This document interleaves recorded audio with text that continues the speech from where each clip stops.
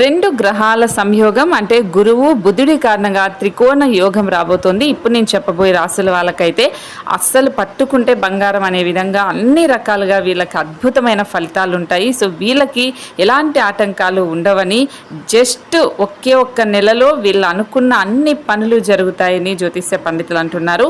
వాళ్ళలో మొదటిగా కర్కాటక రాశి వాళ్ళు. కర్కాటక రాశి వాళ్ళకైతే స్నేహితులు అలాగే సన్నిహితుల వద్ద సంతోషం పెరుగుతుంది. అన్నదమ్ముల నుంచి మద్దతు లభించి విదేశాలకు వెళ్ళే అవకాశం ఉంటుంది.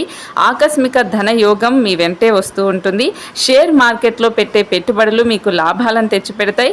ఉద్యోగస్తులు కొత్త బాధ్యతలు చేపడతారు. సమాజంలో గౌరవం లభిస్తుంది. త్రికోణ యోగం వీరికి మంచి ఫలితాలను కూడా తీసుకొస్తుంది.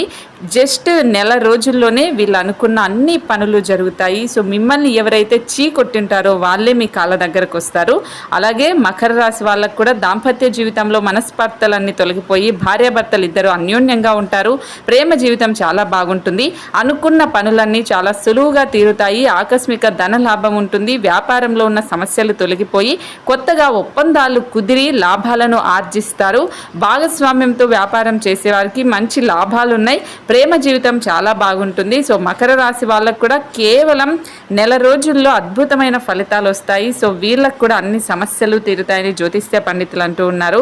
నిజంగానే మకర రాశి వాళ్ళకు కూడా ఇది ఒక అదృష్ట సమయం అనే చెప్పాలి.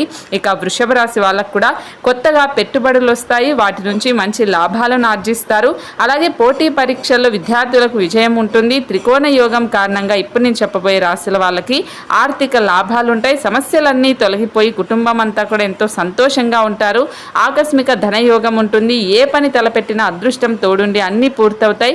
వైవాహిక జీవితం కూడా ఆనందంగా ఉంటుంది. సో ఇప్పుడు నేను చెప్పిన ఈ 3 రాశులకైతే త్రికోణ యోగం కారణంగా కేవలం నెల రోజుల్లోనే అన్ని సమస్యలు తీరిపోయి ఇన్ని రోజులు పడిన కష్టాలన్నీ పోతాయి.